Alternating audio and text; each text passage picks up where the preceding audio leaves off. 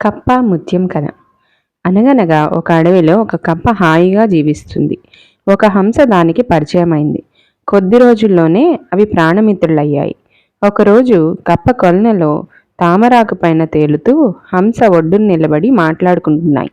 ఈలోగా ఎట్నుంచి వచ్చాడో ఓ వేటగాడు హంస మీదకు హఠాత్తుగా వల విసిరాడు.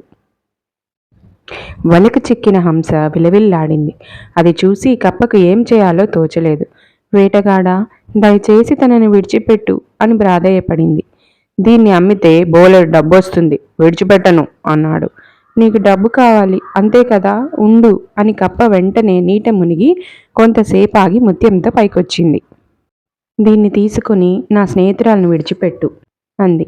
వేటగాడు ముత్యం తీసుకుని హంసను వదిలిపెట్టాడు. ఇంటికెళ్ళాక అతను చెప్పిందంతా విన్న భార్య, ఆ కప్ప దగ్గర ఇంకొన్ని ముత్యాలు ఉండి ఉంటాయి, వెళ్ళి అవన్నీ తెచ్చేయి అని చెప్పింది. దాంతో దురాశ కలిగిన వేటగాడు కప్ప దగ్గరకు వెళ్ళి, ఏయ్, మర్యాదగా నీ కొలంలో ఉన్న ముత్యాలన్నీ నాకు ఇచ్చేయి, లేకపోతే హంసను తీసుకుపోతా అని బెదిరించాడు. అది విన్న కప్ప, సరే, ఒక్కసారి నీ చేతిలో ఉన్న ముత్యం ఇస్తావా, అది చూసి అచ్చం అలాంటివే తీసుకొస్తాను అని అడిగింది. దాంతో వేటగాడు కప్పకు ముత్యం ఇచ్చాడు. కప్ప దాన్ని తీసుకొని పారిపోయింది. పోతూ పోతూ, నా స్నేహితురాలు ఎప్పుడో దాక్కుంది, నీకు మేం దొరకం,